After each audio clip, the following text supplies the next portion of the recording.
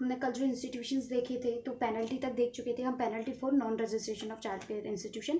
तो आज हम देखेंगे ओपन शेल्टर। अगर आपके पास कोई ओपन शेल्टर वाली बात है तो आपने उस ओपन शेल्टर में कौन कौन से बच्चे रखे जाने हैं वो इंस्टीट्यूशंस आज हम देख लेते हैं। ओपन शेल्टर दिख रहा है ना? हाँ, ओपन शेल्टर का होता है जब स्टेट गवर्नमेंट, अब ये तो मैंने पहले ही बता दिया था आपको कि आपको क्या करना है, कोई भी वॉलेंटरी या नॉन गवर्नमेंटल ऑर्गेनाइजेशन है, मतलब या तो वॉलेंटरी स्टेट गवर्नमेंट खुद या कोई एनजीओ वगैरह है, तो वो क्या करती है, एक अपने आप को रजिस्टर करवा लेंगी। कैसे? ओपन शेल्टर नाम से। तो या तो स्टेट गवर्नमेंट खुद स्टेबलाइज और मेंटेन कर सकती है, या कोई वॉलेंटरी या नॉन गवर्नमेंट ऑर्गेनाइजेशन है वो अपने आप को रजिस्टर करवा लेंगी as a open shelter. The open shelter referred in subsection 1 shall function as a community based facility for children in need of residential support on short term basis with the object of protecting them from abuse or weaning them or keeping them away from a life on the street. The open shelter shall be sent every month information in a manner as may be prescribed regarding the child available in service of shelter to the district child protection unit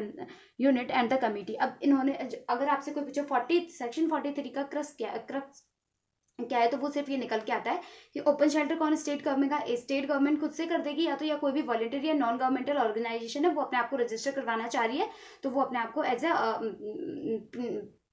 open shelter register करवा सकती है। इसके अलावा जो important चीज़ है वो ये याद रखनी है, ये कैसे फंक्शन करती है, community based facility to the children in need of residential support. मतलब एक कम्युनिटी बेस्ड फैसिलिटी हमें, कम्युनिटी मतलब कोई पर्टिकुलर कम्युनिटी होती है, कम्युनिटी बेस्ड फैसिलिटी हमें प्रोवाइड करवाई जाती है उन बच्चों को जो कि जिनके पास रेजिडेंस नहीं है। तो child in need and care of protection वाले बच्चे आएंगे ओपन शेल्टर में, ये वाली बात याद रखना।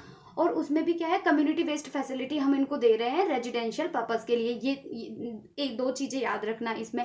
फिर इसके अलावा इसका ऑब्जेक्ट क्या है, ताकि हम बचा सके बच्चों को अब्यूज, वियनिंग दैम और keeping them away from A life on the street, ताकि वो अब्यूज ना हो, उन्हें कोई गाली गलौज वाले जो माहौल होता है वहां से दूर रहे, वॉन्डरिंग ना करें इधर उधर स्ट्रीट्स में। और इसके ये हमें याद रखना है। तो जब देखो, अब आपको ओपन शेल्टर में सिर्फ इतना सा याद रख लेना जो बताया है ये, और किसके लिए काम करता है ये, ऑब्जेक्ट क्या है ये, तो ये 3 चीजें भी याद रह गई ना, तो ये फेयर ना।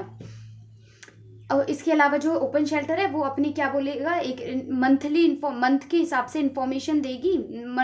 मतलब जो ओपन शेल्टर है वो अपनी मंथली रिपोर्ट भेजेगा किसको, डिस्ट्रिक्ट चाइल्ड प्रोटेक्शन यूनिट को और कमेटी को। तो ये वाली बात याद रखना। तो इतना सब कुछ देखने की जरूरत नहीं है, सिर्फ इतना देख लेना ओपन शेल्टर कौन कौन करेगा, इसका क्या ऑब्जेक्ट है, क्या मतलब इसका मतलब क्या है, हम किससे फैसिलिटी प्रोवाइड करवाते हैं बेसिकली जो ओपन शेल्टर देते हैं, और फॉस्टर केयर में, और ये किसको जाती है, जो रिपोर्ट जाती है वो जाती है डिस्ट्रिक्ट चाइल्ड प्रोटेक्शन यूनिट को और कमेटी को। अब हम देखेंगे फॉस्टर केयर क्या होता है।